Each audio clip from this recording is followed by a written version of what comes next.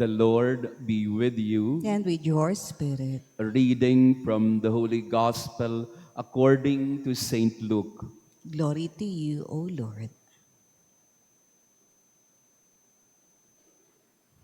Mary set out and traveled to the hill country in haste to a town of Judah, where she entered the house of Zechariah and greeted Elizabeth. When Elizabeth heard Mary's greeting, the infant leaped in her womb, and Elizabeth, filled with the Holy Spirit, cried out in a loud voice and said, "Most blessed are you among women, and blessed is the fruit of your womb. And how does this happen to me, that the mother of my Lord should come to me? For at the moment the sound of your greeting reached my ears, the infant in my womb leaped for joy. Blessed are you who believe that what was spoken to you by the Lord would be fulfilled."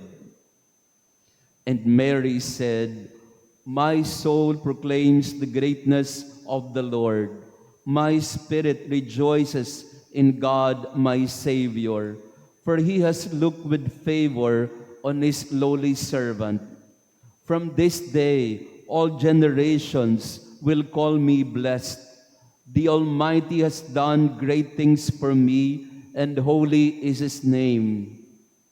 He has mercy on those who fear him in every generation.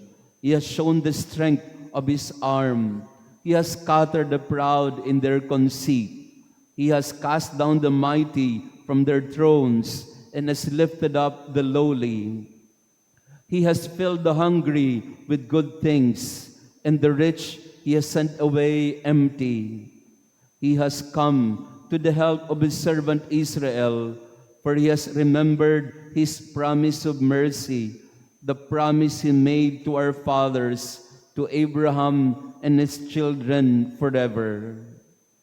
Mary remained with her about 3 months and then returned to her home. The Gospel of the Lord. Praise to you, Lord Jesus Christ. Please be seated. Praise be Jesus Christ. Now and forever. Good morning, dear friends. Magandang umaga. Pakibati ng good morning din ng ating mga kasama sa beautiful Saturday morning feast of the Visitation. At gayon din sa ating online parishioners, thank you for praying with us today. Behind a great woman is another great woman. Hindi po magtatagumpay ang isang babae kung wala ding isa pang babae ang nasa likod niya. Ito po yung nangyari sa Visitation. Two women drawing strength from each other. One elderly lady, pregnant of 6 months, and another young lady, also pregnant, but with no human father. Both of them are in a very delicate and unlikely situation of scandalous situation. Skandalo yung nangyari kay Maria sapagkat hindi pa sila talaga nagsasama ni Jose. Skandalo rin ang nangyari kay Elizabeth dahil kung tutuusin, senior citizen na siya, parang bakit nagkaanak pa? But in the most unlikely situations, in the most desperate situations, this is where women can draw strength from each other, guided by the Holy Spirit.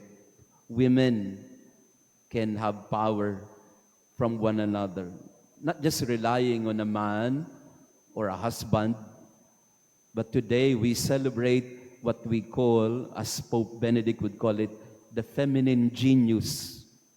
The feminine genius is that women are important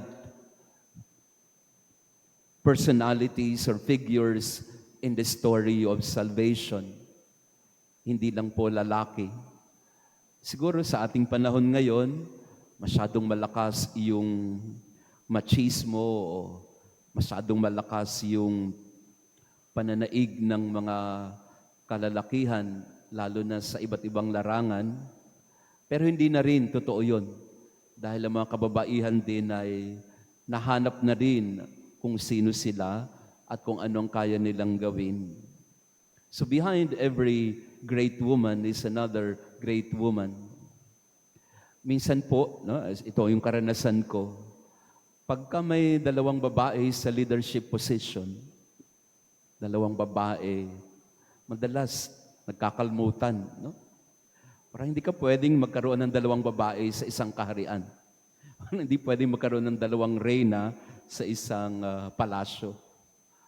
I don't know about you, pero of course, without being without being discriminatory or what, parang minsan, no, nasa karanasan ko, parang hindi pwedeng mag-work ang dalawang babae.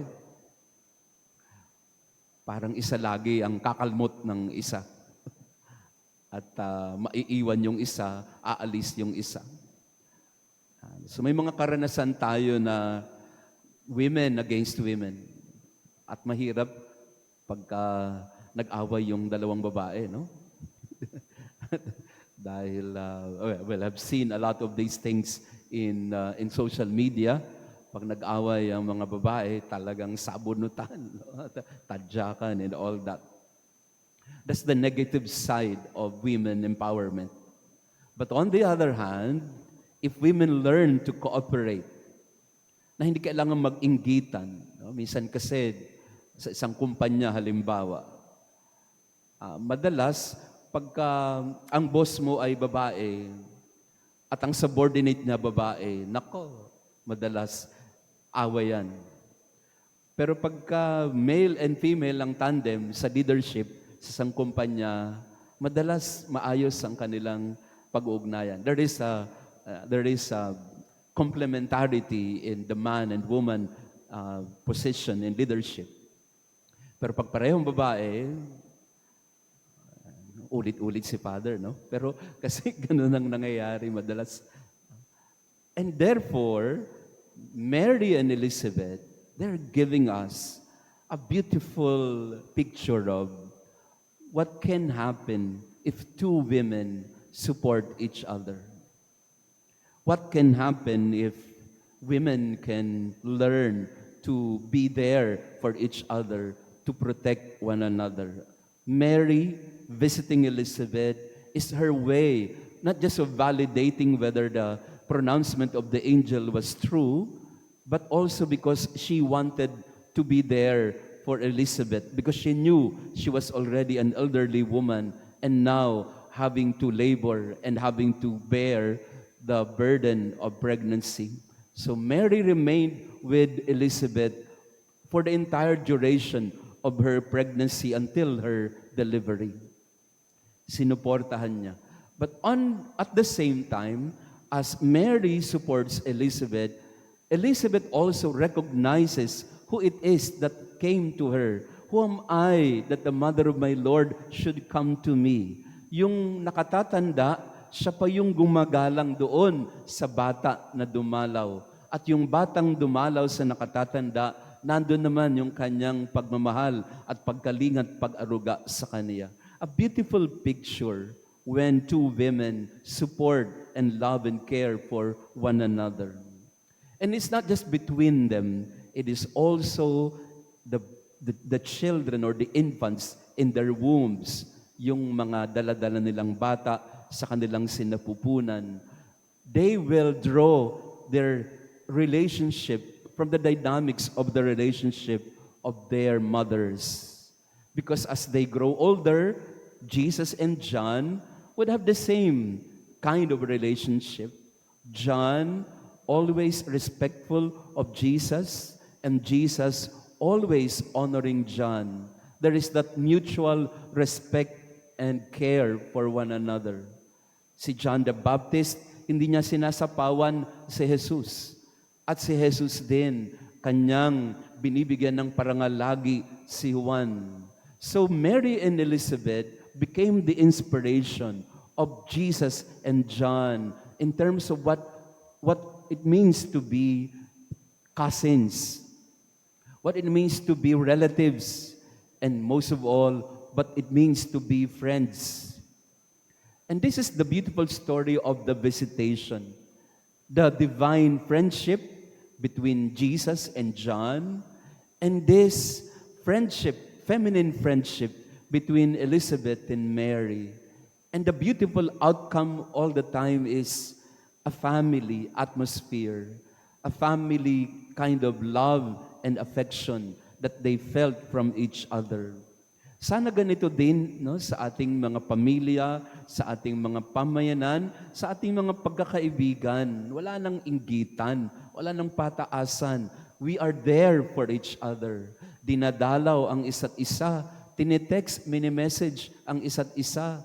Lalo pa pagka birthday, no? Kaya we are greeting Chips sa kanyang birthday today, no? We are here to support each other. Nandito tayo para suportahan ng isa't isa. Hindi para magkalmutan o magsabunutan. Hindi para bigyan ng lakas at inspirasyon ang isa't isa.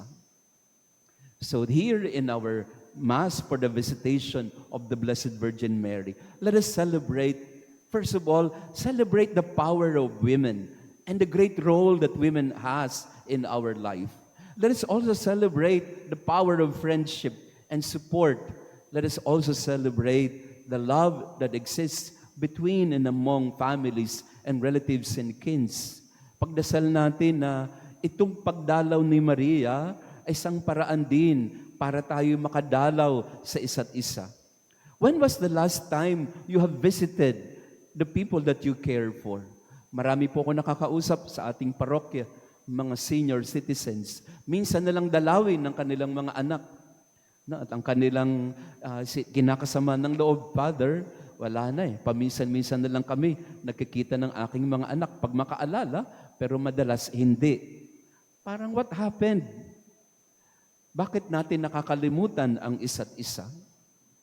So in this Mass, we pray that our friendship may grow and that our family love and affection may continue to be sustained. May we be there for each other. May we learn to visit one another time and again, consistently, so that we can show our relationship of love in the home and among friends. May the visitation of Mary inspire us to learn to reach out to one another at the same time. Praised be Jesus Christ. Now and forever. Let us pray. May your church proclaim your greatness, O God, for you have done great things for your faithful, and as St. John the Baptist leapt with joy when he first sensed the hidden presence of Christ. So may your church rejoice to receive in this sacrament the same ever-living Lord who lives and reigns forever and ever. Amen. Maraming salamat po sa inyong pagbisita. Today is the Feast of the Visitation, and thank you for visiting our parish. To our online parishioners, thank you also for joining us in our Mass. Mga kapatid, magandang halimbawa ni Maria at Elizabeth. They supported each other, young and old, and they were never jealous of each other. They were there all the time to support one another. Sana ganun din tayo, no? Sa ating pamilya, sa mga magkakaibigan, sana sa ating mga pamayanan, we learn to be more supportive of each other. Behind every great woman is another great woman, as they say. The Lord be with you. And with your spirit. And may our loving God bless you and your family, the Father, the Son, and the Holy Spirit. Amen. Wala muna tayong SMG word today dahil meron lang po kung pupuntahang isa pa, but we will resume our SMG word soonest, no? The soonest time possible. Our Mass is ended. Go in peace to love and serve the Lord. Thanks be to God.